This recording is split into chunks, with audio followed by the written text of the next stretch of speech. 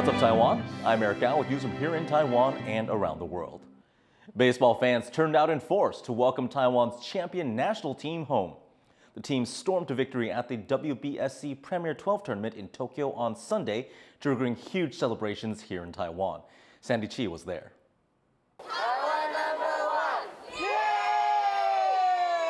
Huge crowds of people have descended on Taoyuan International Airport to wait for Taiwan's heroes, who won championship at the WBSC Premier12 baseball tournament. Many people arrived here as early as 10 hours before the athletes flew in. 非常的棒，非常的积极向上，力求就是想赢的决心，让世界看见台湾。就是我们一开始是不被看好的，甚至是倒数第二，应该没有人想到能达到4强，甚至达到冠军，拿到金牌。我觉得这是很振奋人心的，而且我觉得我们台湾人很需要这样一个金牌，是一个很大的鼓励。听台湾超棒，大家表现都非常棒，就是谢谢你们很努力。And the wait was worth it, as they were some of the first to see Taiwan's global champions after the game.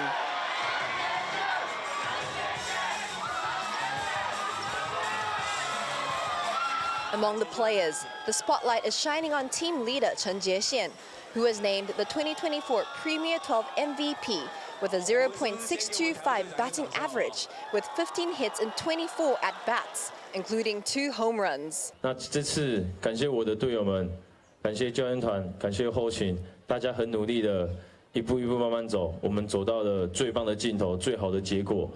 这是让国人都为我们台湾棒球感到骄傲。This victory marks a significant milestone for Taiwan in the sport.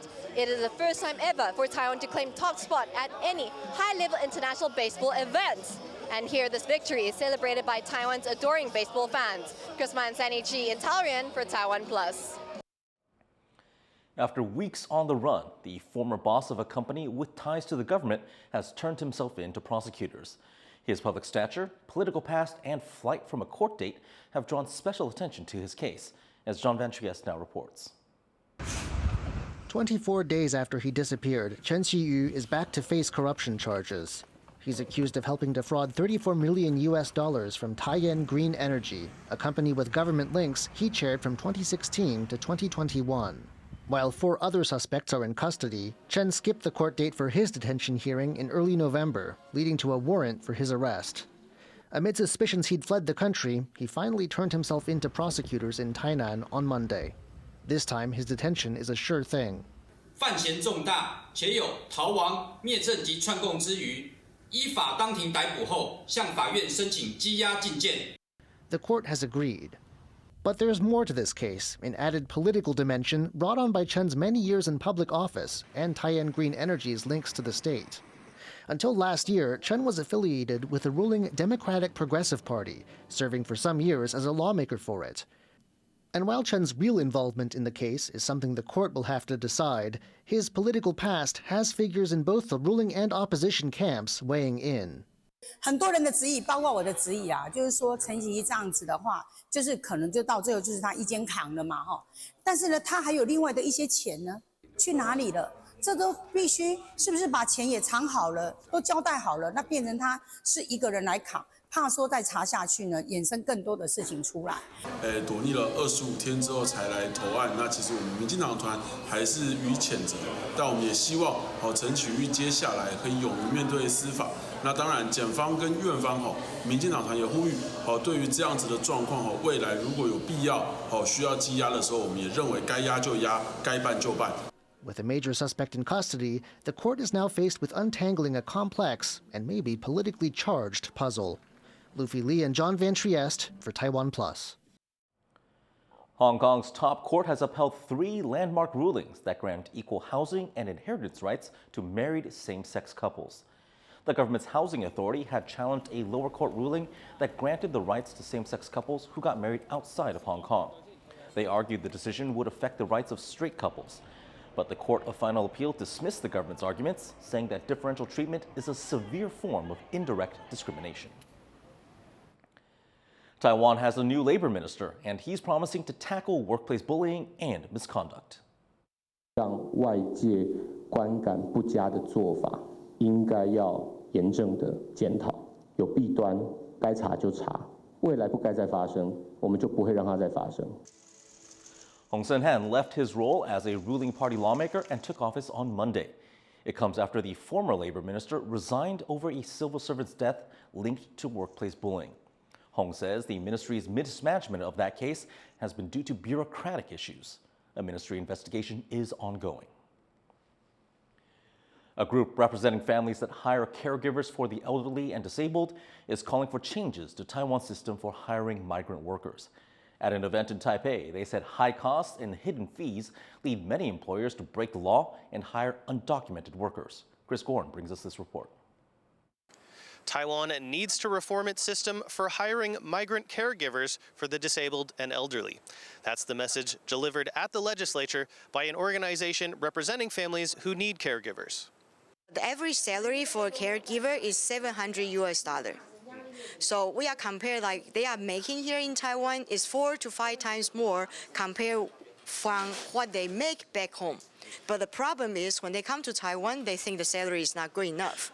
Okay, but if we pay as much as the local ones, we cannot afford it. And because it's not enough, we will just find the illegal migrant workers in the black markets. For me, for example, it would be much cheaper and easier for me to hire the illegal ones. Do you want to encourage all the people in Taiwan to hire some illegal ones instead of going through the right process? They say that families in need shouldn't have to pay a required monthly fee of about $60 while hiring migrant caregivers, which they say is a hidden tax on the disabled. And they say paying a monthly salary of about $680 per month to migrant caregivers is already a hardship for many families, leading many to hire undocumented workers illegally. Taiwan is projected to become a super-aged society next year, meaning 20% of people will be over the age of 65. And that number is only expected to increase over time, meaning more families will be looking to hire caregivers for elderly relatives. Balancing the need for caregivers with concerns about illegal immigration and Taiwan's low average salaries, this is an issue that affects families in their homes as well as their pocketbooks. Fu Hua Hong and Chris Gorin for TaiwanPlus. U.S. President-elect Donald Trump has promised to impose 25% tariffs on Canada and Mexico as soon as he takes office. In a social media post, Trump said these tariffs would remain in place until the flow of fentanyl and illegal immigration into the U.S. stops, calling it, quote, an invasion. Trump also promised an additional 10% tariff hike on China. He takes office on January 20th. The Israeli cabinet is set to vote on a potential ceasefire deal with Hezbollah after more than a year of fighting. The United States has confirmed a truce is in sight. Rosie Gunninger has the latest. Israeli strikes intensify on Lebanon's southern Beirut suburbs, despite a diplomatic breakthrough that could see a ceasefire in place within 36 hours. That's according to US State Department spokesperson John Kirby, who revealed Israel and armed group Hezbollah are on the cusp of securing a deal. The development confirmed by Israel's UN ambassador. So we are moving forward on this front. As I said many times, our goal was very clear, which is to push Hezbollah north of the Litani River. We haven't finalized it, but we are moving forward.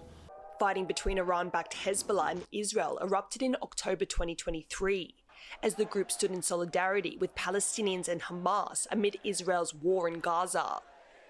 The US has been pushing for a diplomatic end to the conflict since it drastically escalated 2 months ago, and Israeli forces began a ground offensive in Lebanon. At least 3,000 people have been killed in Israeli attacks in the country. Sources from Lebanon say US President Joe Biden and French President Emmanuel Macron, involved in negotiations, are expected to announce the truce soon. But the US State Department cautioned a deal is not set in stone. Typically, when we say we're close, we have the caveat that nothing is final until everything is final, and that it takes the parties actually saying yes and getting there. I think you've also heard the Secretary say that oftentimes the very last stages of an agreement are the most difficult because the hardest issues are left to the end. That, of course, is true. The Israeli cabinet is expected to meet to discuss the proposed 60-day truce and vote on a deal that includes the withdrawal of Israeli forces from southern Lebanon and an end to the Hezbollah presence in the area. The US hopes this can form the basis of a lasting ceasefire. Israeli Prime Minister Benjamin Netanyahu has reportedly signalled his approval, but the country's foreign minister said the agreement would hinge on UN peacekeeping forces remaining in the region to reduce the threat of Hezbollah. לגבי לבנון, המבחן של כל הסדר יהיה אחד, לא במילים, לא בניסוחים, אלא אחד בלבד, באכיפה. בשתי הנקודות העיקריות, אחת, למנוע מהחיזבאללה לרדת דרומה מהליטני, השנייה, למנוע מהחיזבאללה לבנות מחדש את כוחו ולהתחמש מחדש בכל לבנון. And if Hezbollah does return to southern Lebanon, Israel is insisting the deal allow them to take whatever military action they see necessary. With details still being finalised, Israel and Hezbollah are continuing their armed exchange, raising fears that one misstep could upend the talks and put an end to the diplomatic push for peace. James Lin and Rosie Greninger for TaiwanPlus. A surgeon and 4 accomplices have been indicted for allegedly conducting illegal organ transplants in China.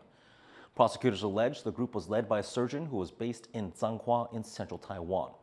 They made more than $430,000 by sending 10 Taiwanese patients to China for organ transplant surgeries since 2016, some of whom died during the procedures.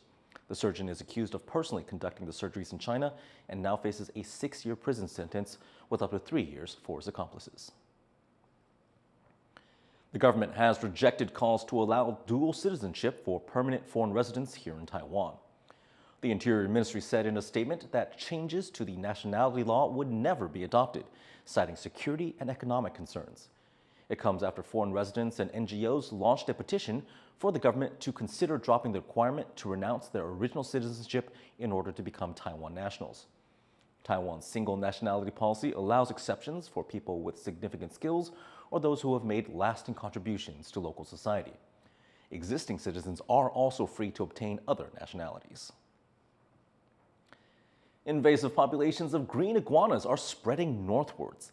The lizards have been inflicting ecological and agricultural damage on Pingdong in the south for over a decade. An estimated 200,000 are now damaging farms in Yunling in central Taiwan. The government is urging residents to help them remove the iguanas. They aim to cull 120,000 next year. 云里沿海地区发现历裂器的行踪。近期云林县政府将邀集专家学者研商处理这件事情，并在我们会召集有兴趣参与捕捉的民众进行人力培育。 Green iguanas are native to Central and South America and were introduced to Taiwan as pets in the early 2000s. They have no natural predators here. And thank you for tuning in for What's Up Taiwan. Grab our app on your mobile device to get more of our reports on the go. Finally, check out this emperor penguin named Gus, the only one known to have swum from Antarctica to Australia. Wildlife experts released Gus at sea after treating him for 20 days. I'm Eric Au. Take care. We'll see you next time.